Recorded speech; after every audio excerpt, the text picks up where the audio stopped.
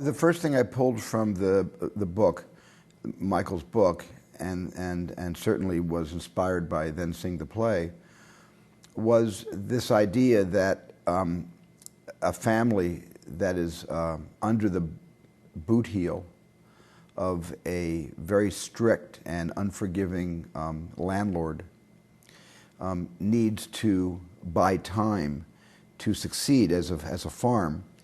And the father, in a drunken state, buys the wrong horse to pull the plow to save the farm. And the warm blood he buys, who we call Joey, is in no shape. That breed of horse is in no shape to pull a plow.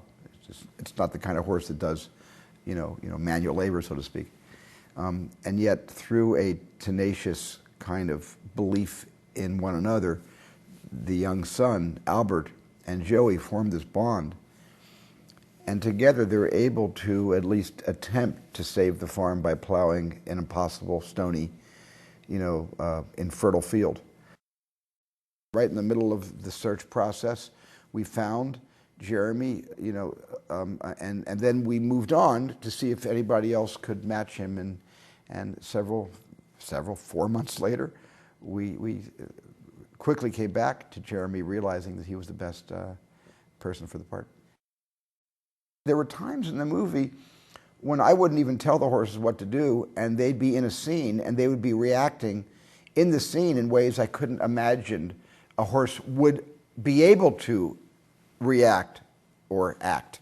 And there are times that you just have to sit back and thank your lucky stars that the horses somehow were cognizant that something was required of them that none of us could tell them, but they intuitively were able to give it to the moment in the scene.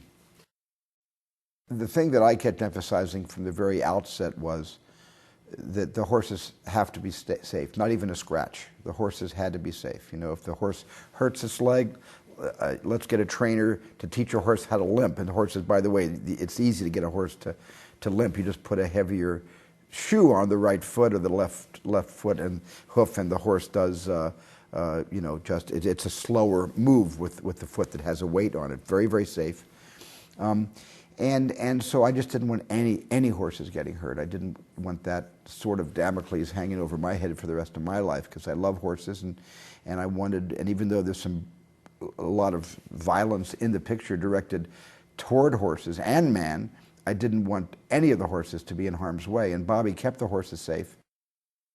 Both of them were actors that I wanted to work with. I had seen Benedict on British television before and really sought him out and went after him to play the character. And Tom, I didn't know that well, but I saw him in a couple of smaller parts in films and thought he was kind of the reincarnation of Errol Flynn, and thought, wouldn't it be great to have the first person that purchases Joey from the father be this sort of dashing, classy, classic British hero.